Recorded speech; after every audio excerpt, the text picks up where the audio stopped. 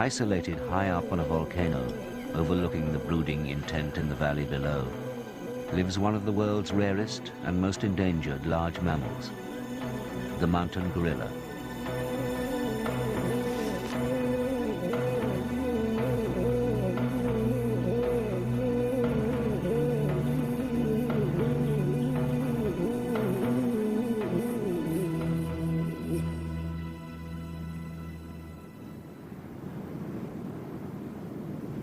The Virunga volcanoes rise up out of the heart of a deeply troubled continent to a height of over 4,500 meters. Towering above the active, more recent cones in the west is the ancient cloud-capped peak of Mikeno. Over thousands of years, extensive forests have contracted, forming what is now the mountain gorilla's high-altitude home.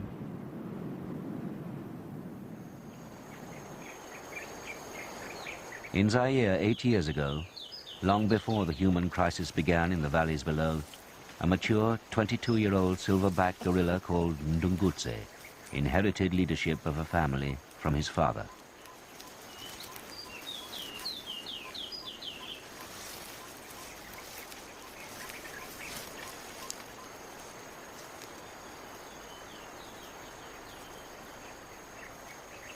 A distinctive spray of white hair grows across his back, first appearing at about the age of 12.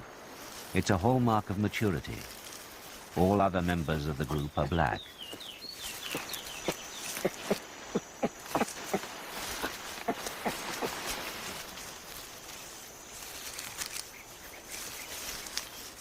He has a bump at the top of his head where powerful jaw muscles are attached.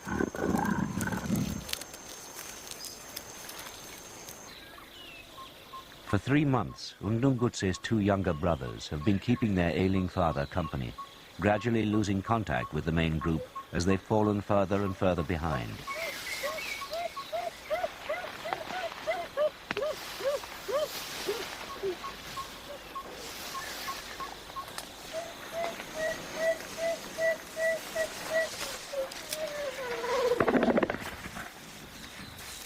There is something here that's upsetting the 2 brothers.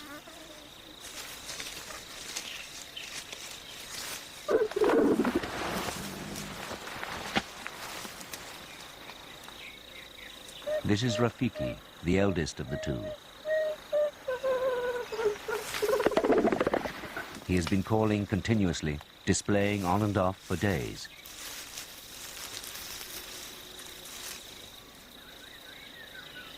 Their father has died from old age in the cold of a Virunga night.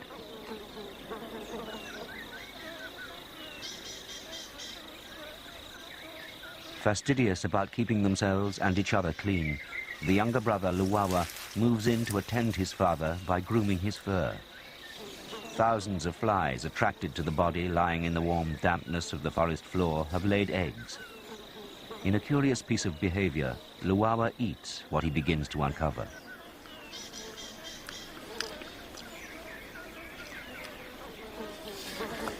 For hours he cleans the fur, eating as many of the eggs as he can find. During the weeks that the old silverback took to die, the brothers have not eaten properly.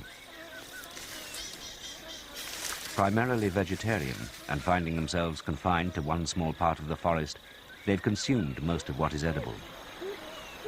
They now desperately need to move on in order to feed.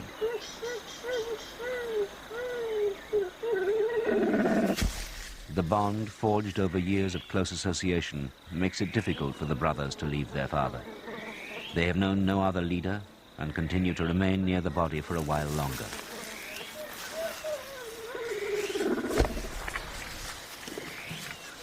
Rafiki, at the age of 11, is on the verge of sexual maturity, a time when he will strike out to lead a life on his own.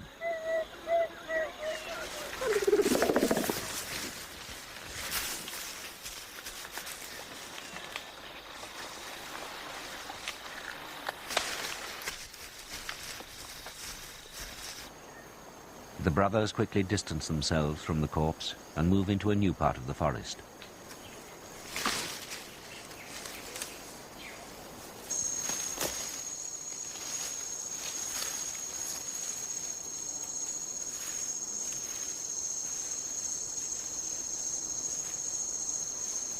Luwawa is 4 years younger than Rafiki, and at this stage of his life is less inclined to want to lead a solitary existence, preferring instead to stick with his older, more experienced brother. For the first time in a fortnight, the pair are in an area where there's plenty of food. Gorillas spend over a third of each day eating, a large male consuming about 18 kilos of vegetable matter.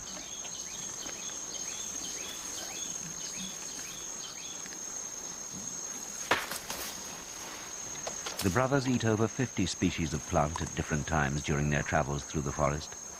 Many are astringent to the human palate, and others, like this bracket fungus, are eaten only occasionally.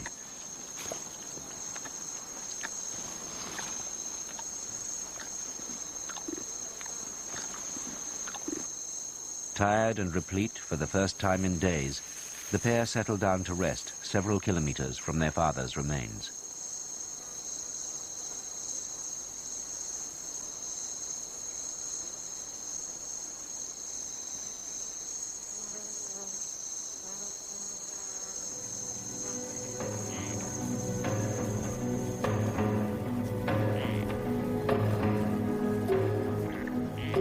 The Zairian park authorities closely monitor the gorillas in this part of their range. With only an estimated 620 mountain gorillas left in the world, each body recovered for examination yields valuable information on a subspecies that was only discovered this century.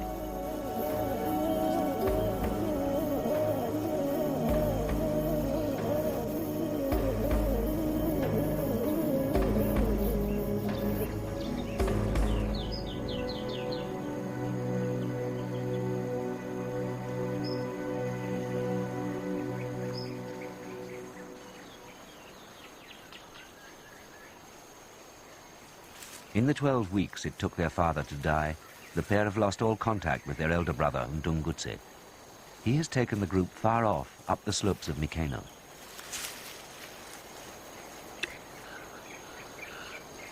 Rafiki and Luwawa range through the forests on their own. For the first time in their lives, they are making important decisions that were previously the exclusive preserve of the leading silverback male. Farmers ignore the buffer zone on the edge of the Virunga Park and cultivate to within sight of the forest. The brothers have been tempted on several days in a row to leave the comparative safety of the forest so that they can raid a neighboring banana plantation.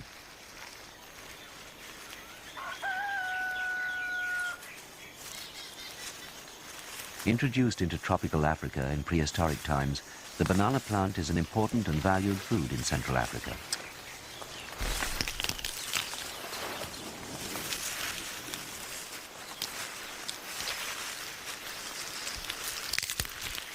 Although gorillas eat this plant's forest cousin, it does not bear the distinctive fruit with which we are so familiar. The gorillas eat only the pith found at the center of the trunk, ignoring the bananas that are frequently brought down during the raid.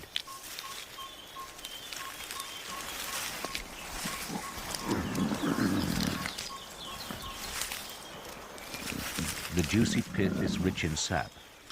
Gorillas seldom drink and obtain all their moisture requirements from the vegetation that they eat.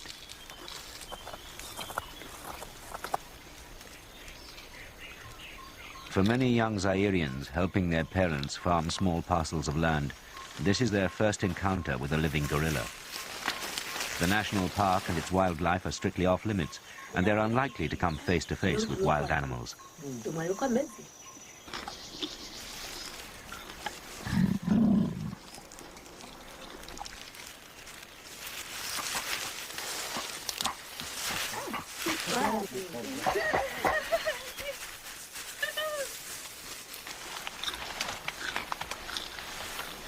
Understandably, many Zairians harbor deep resentment against the wild animals that raid their plots.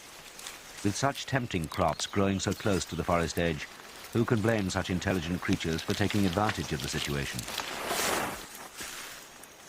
They have been so busy feeding, the pair will have even more difficulty finding their older brother's group.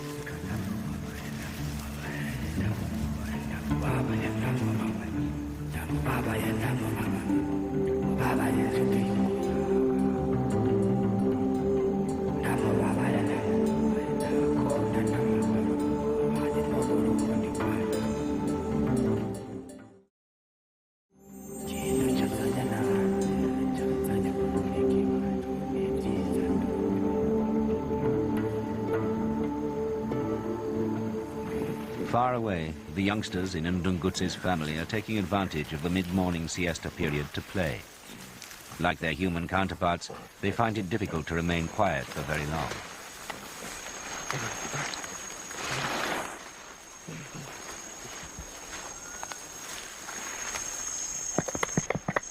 Although the adult group members will take this opportunity to rest, Ndungutse is keenly aware of all that's happening and will intervene if play becomes too boisterous.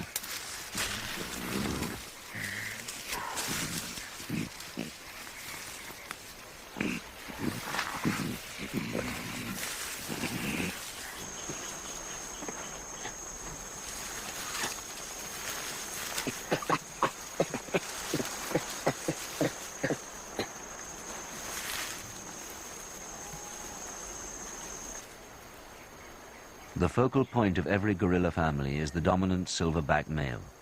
He is the sole decision maker.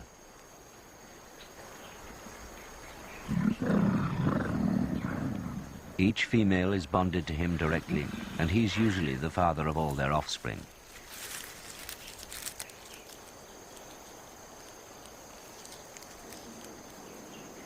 Close by Ndungutse's group lives a fourth brother, a 19-year-old silverback called Salama. He maintains a healthy distance from his older brother by trailing the family wherever they go. Although he lives on the edge, he's familiar to all group members, and during the regular siesta periods, he often plays with one particular infant, belonging to a female with whom he has a very close bond.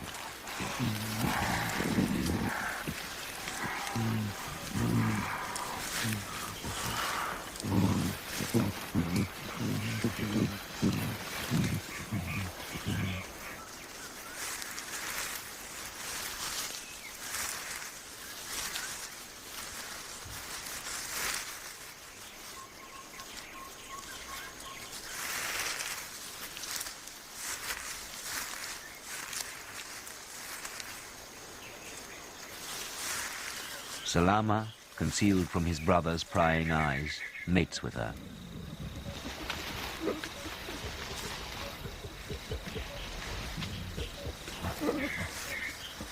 He is invited to copulate during the 2 days of her estrus, and this cements her association with him. By maintaining contact with both silverbacks and allowing them to mate with her, she can successfully fool the two into believing that they are, in turn, the rightful father of the infant that she carries.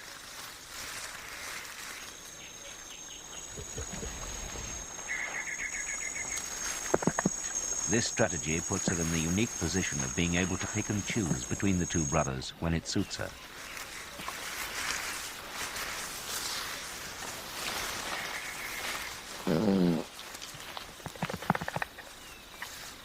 All gorillas have large pot bellies. Bacteria in the gut help to break down all the vegetable matter needed to satisfy their daily energy requirements. A byproduct of all this activity is gas, huge quantities of it. As a result, all family members are in a semi-permanent state of flatulence.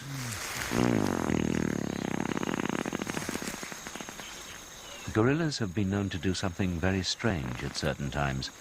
They will eat their own dung for no apparent reason.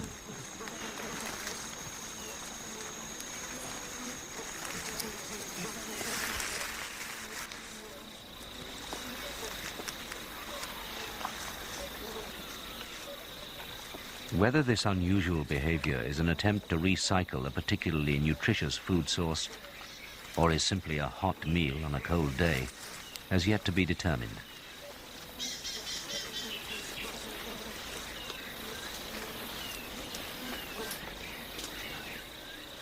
Since their father's death, Luwawa and Rafiki have not re-established contact with Ndungutse's group. He has moved too far up the slopes of Mikeno. This imposed early separation from the family helps to build confidence. Wandering through the forests prepares the pair for the eventual day that they will be group leaders in their own right.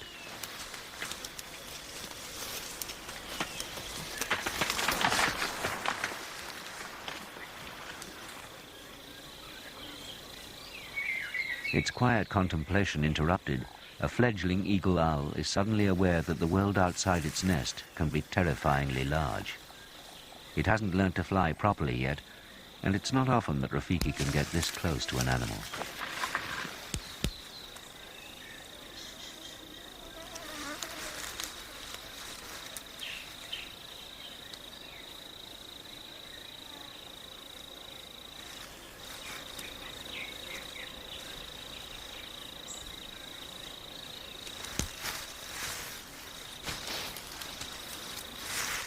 Luwawa is less interested at first.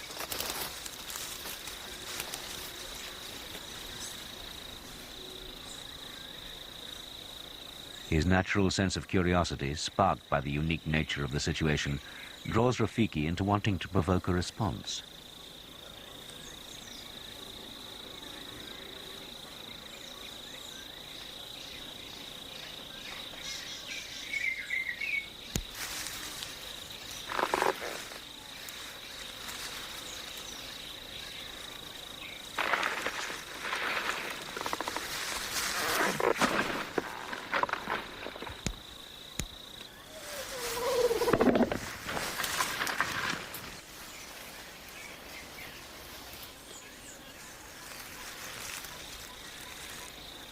Overwhelmed by one boisterous brother, the owl finds the close attention of the other too intimidating and quickly learns what wings are for.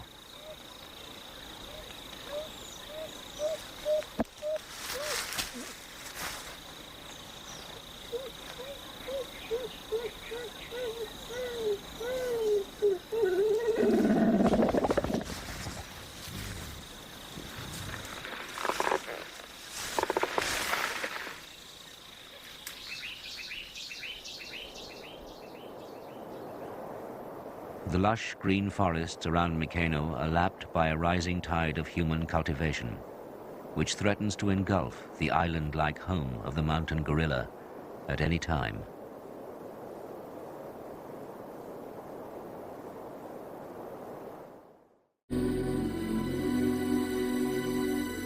The Virunga volcanoes straddle the Central African republics of Zaire, Rwanda, and Uganda.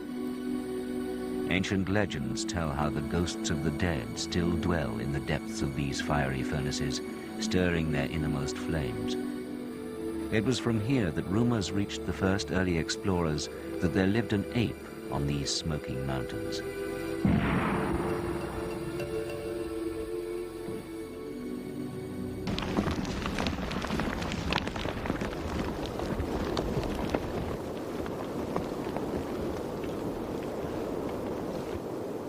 With frequent eruptions spilling out over this hostile land, forests come and go, but gorillas are not found in this active area. They roam the quieter, cooler slopes of the dormant volcanoes just 6 kilometers to the east.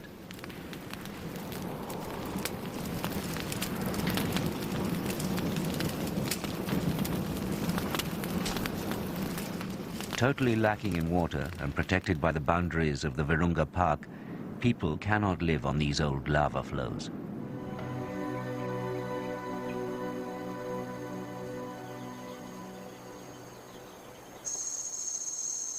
Ndungutse has been leading his family for 8 years now, and they're oblivious to the tragedy unfolding in the valley below.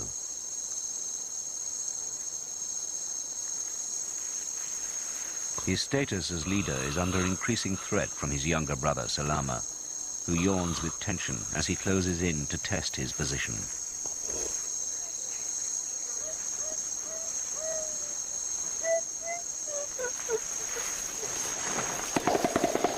This triggers one of the most complex and ritualized displays seen between mammals. The brothers can amplify the sound of the display by puffing up 2 prominent air sacs located at the side of the throat. A stale, human sweat-like odor permeates the air. An excited silverback will emit this smell from special glands in his armpits.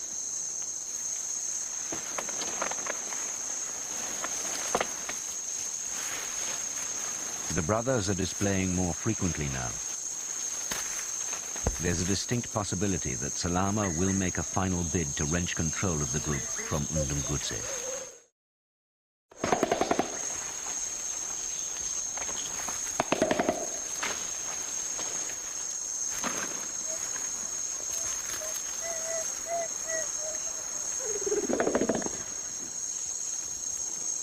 For the moment, the showdown subsides, allowing Salama's favorite female to approach.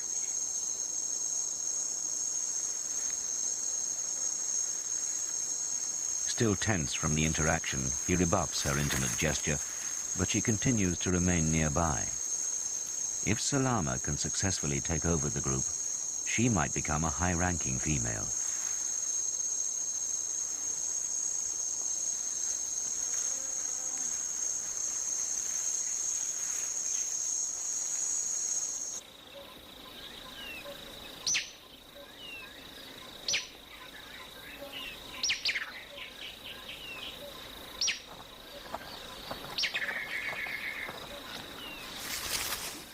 In the rainy season, when the Ndungutse family are roaming through Mikeno's lush forested slopes, they pay particular attention to the moist leaf litter underfoot.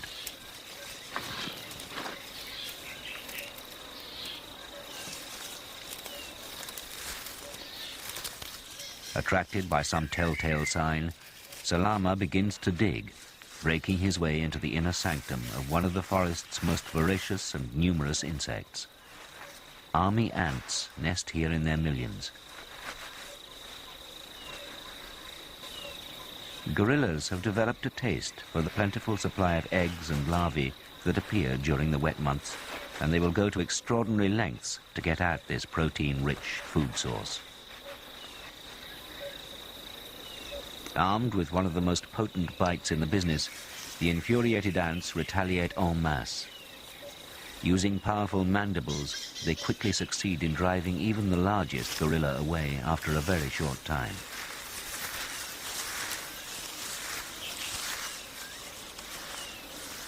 With the dominant animal out of sight, the whole family can then participate in the pleasure of this feast, taking only what their pain threshold will allow.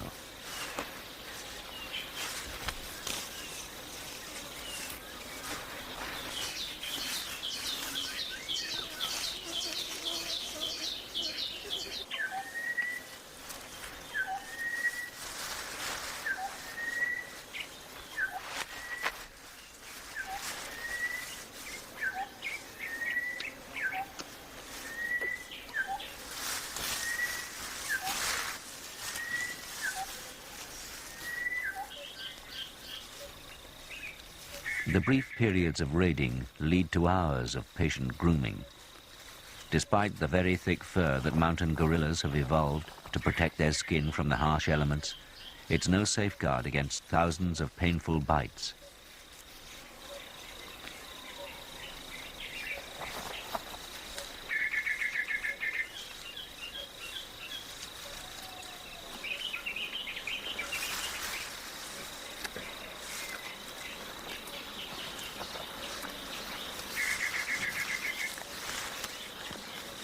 The remnant army is forced into a hasty retreat.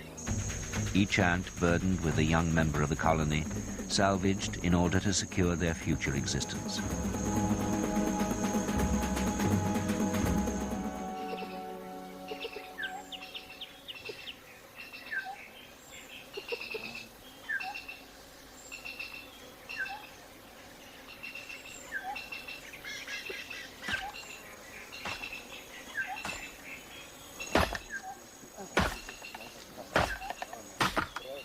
With more and more refugees collecting forest materials, armed poachers are able to penetrate the heart of the forest undetected in their search for food.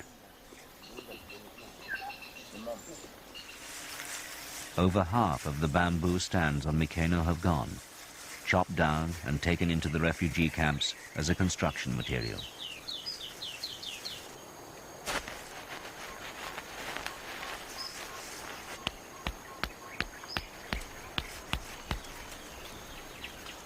Some of the bamboo is used in the forest by skilled hunters. Its flexibility, when freshly cut, allows the fashioning of a primitive but deadly antelope trap.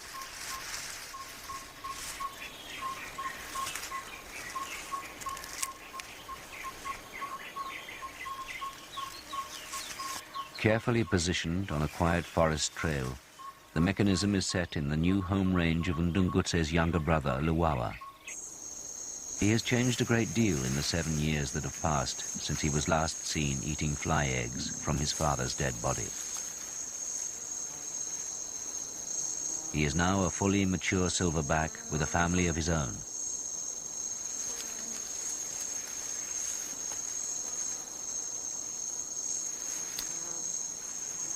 His group is attracted by the discovery of a black-fronted duiker in a triggered bamboo snare. Youthful curiosity gives way to adult concern as the mature members of the family display in agitation.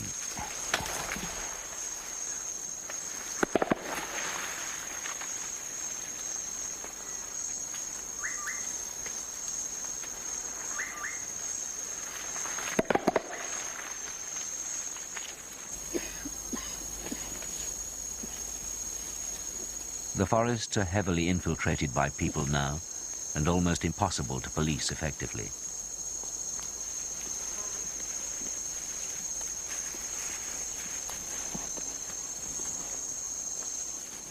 It's hardly surprising that Luwawa's family is encountering at least one primed trap each day as he leads the group through his threatened kingdom.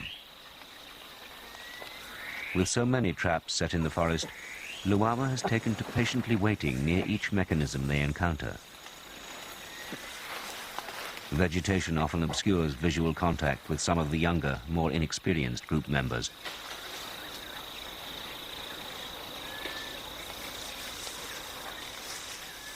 What happens next is quite extraordinary. Luwawa breaks the trap. In his short time as a family leader, he's encountered so many of these snares that he's learnt how to destroy them. The enormous pressures that now bear down on the brothers can have only one consequence.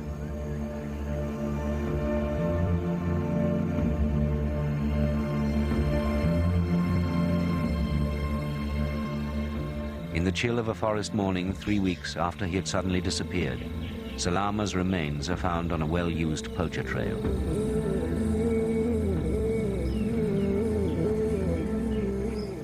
The female with whom Salama had a close bond has moved on with Ndungutse's family, unaware of the tragedy that has befallen this silverback. She continues to maintain an even lonelier existence on the edge of the group.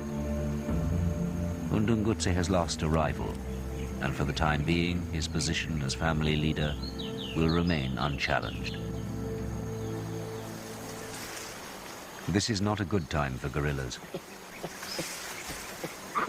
One infant has experienced the harsh reality of life on this volcano. He was caught in a poacher's trap and in breaking free lost his hand to the tight grip of a wire snare. Very lucky to survive, he manages despite the mutilation.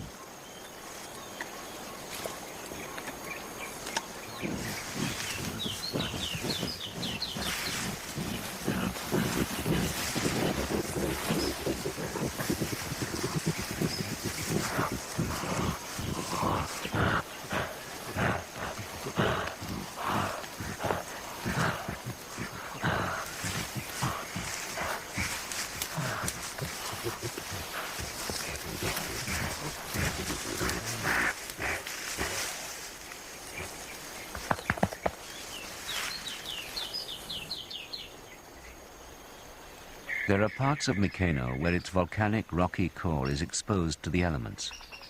2 or 3 times a year, when Ndungutse is in the vicinity, he suddenly breaks away from his routine.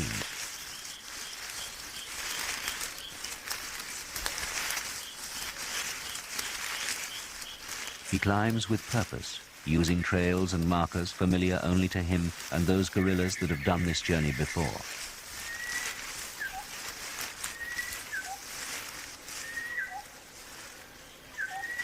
The entire family climb the precipitous sides of the volcano in order to reach a very special place. There's nowhere else quite like this in the entire 14 square kilometer expanse that they regularly frequent.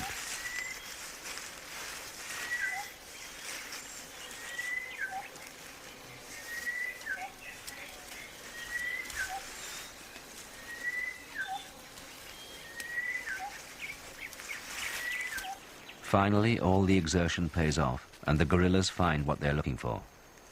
With so much erosion and leaching over time, minerals concentrate here, forming high-altitude salt licks. Some of the rock contains sodium and potassium, and periodically, the gorillas eat huge quantities of it.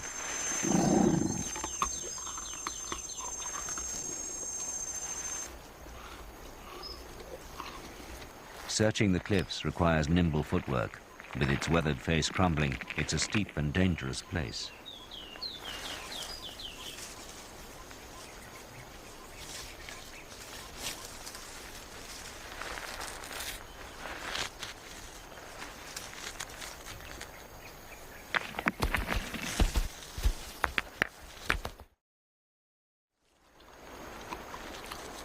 It's not known for certain whether this behavior allows the gorillas to obtain essential elements lacking in their vegetarian diet, or if the rock simply helps to neutralize the action of toxins that may build up after intensive feeding on some plants.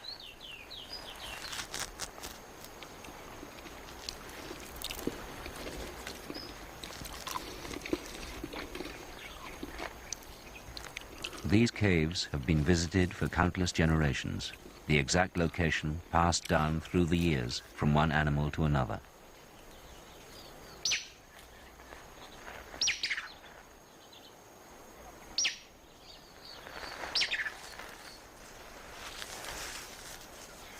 Weighing close to 180 kilos and twice the weight of a female, the descent requires some sure-footed judgment for a departing, ponderous male.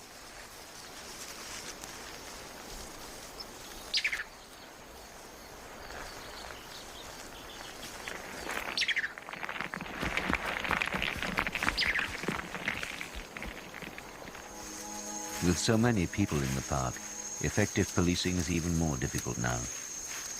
On a dawn patrol, park guards find that a terrible thing has happened to one of Ndungutse's infants.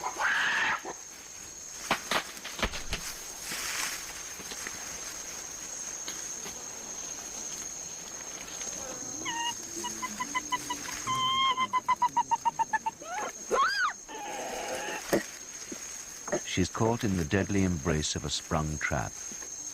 The rope is strong, fashioned from nylon fibers, removed from food aid sacks that deliver sustenance to the masses in the valley below. For more than a day and a night, she has struggled to escape, and all Ndungutse's attempts at breaking the trap have failed.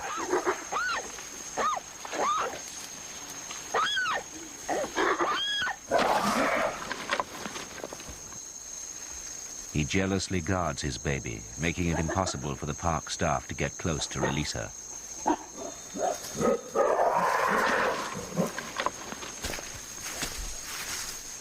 Other family members are just as disturbed and frustrated by the drama of the last 24 hours.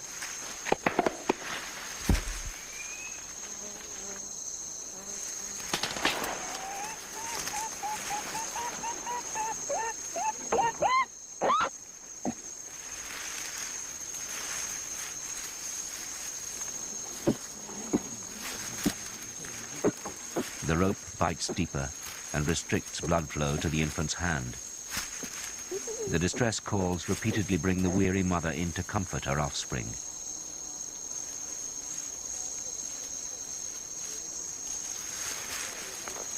Ndungutse cannot stay here too long. He must take the group away to feed. The mother will have to follow, and if she leaves, her baby will die.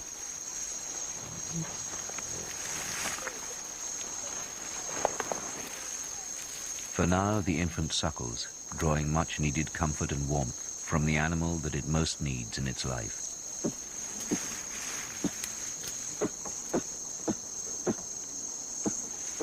Family members are drawn in to investigate the trap, examining carefully what it is that keeps the youngster rooted to one spot. A fresh, springy green sapling was used to make this device, and all Ndungutse's efforts at snapping it have failed. While Ndungutse is out of sight, with only a young male nearby, the baby gorilla is cut free.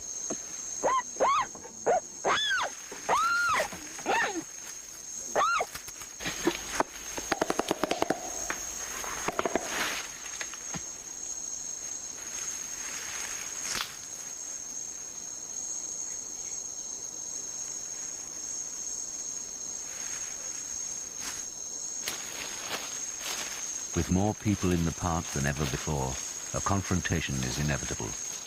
Man and gorilla will meet head-on. A showdown that will have far-reaching consequences.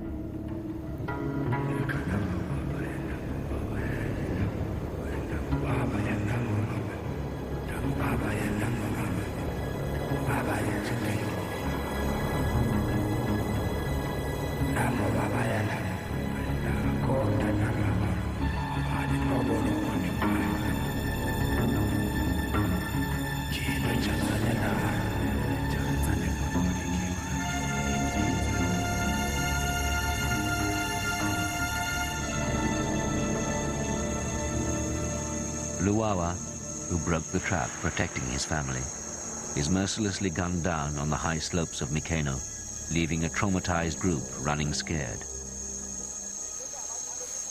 For the park authorities, Luwawa's death is devastating news, and a great effort is made to remove his remains for expert examination, in the hope that some telltale sign might identify his killers.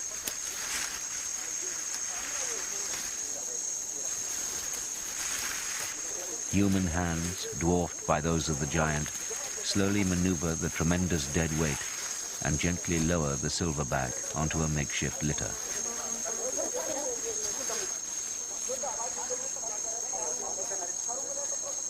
Fresh ferns are collected and carefully laid on his chest to keep the flies away. And in ritual-like solemnity, this once magnificent animal is prepared for his final journey off the volcano. Carrying Luwawa to the park headquarters will take 12 men more than 15 hours. Ironic that he was first named for his ability to travel quickly through the forest. For several years, Luwawa covered huge distances looking for a suitable home range for his new family. He was called by the locals the gorilla that moves far and wide without ever touching the ground. This is a dark chapter in the history of mountain gorilla conservation. A year when 8 gorillas are killed, the first slayings in over a decade. The majority of bullets belong to a commonly used weapon. Since the Rwandan Civil War, the AK-47 is easily purchased in Zaire. Like some giant earth tremor, the killings ripple outwards from Mikeno, engulfing other gorilla families too. Luwawa's older brother, Rafiki, was last seen on the dangerous Zaire-Rwanda border. With all the tragedies in the region so far, it seems impossible that he could have escaped the slaughter. It's 8 years since his playful encounter with the owl, and he's not seen a cameraman since that time so long ago. This can only be Rafiki, the friendly one, as his name implies.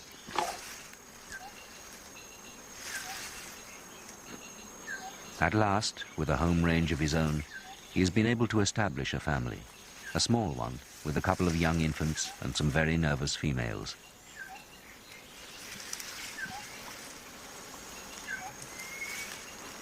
Rafiki is drawn in close to the camera, captivated by his own reflection in the lens. It's been a long time since he was last exposed to anything like this, and in a moving display of trust, he allows his young infant to share the experience with him.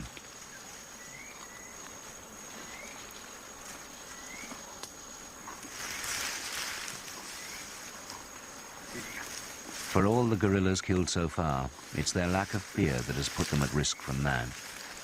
Ironically, here in the Virungas, the gorillas' only hope for long-term survival lies in trusting their distant human relative.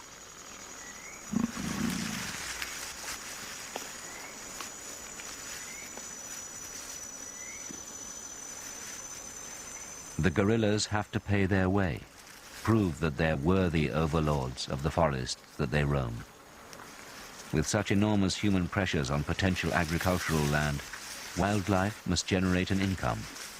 Visitors and scientists pay to get close to the gorillas, and this is the only way that such a highly prized tract of Central Africa can be preserved. Without this incentive, the gorillas around Mikeno would have vanished a long time ago.